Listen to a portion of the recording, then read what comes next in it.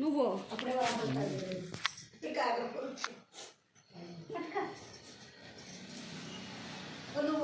ఇద్దరికి happy birthday, తండ్రికి కూతురుకు ఇద్దరిది ఈరోజే.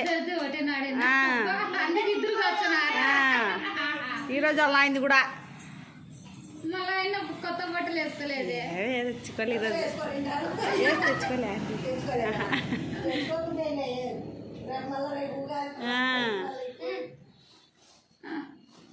అందుకు ఇద్దరు ఒకటి నడుపు, మీ ఖర్చు తగ్గిపోయింది. అబ్బా అంత అదే. ఆకు జ్వరం వచ్చాను ఫస్ట్ పెట్టాలి.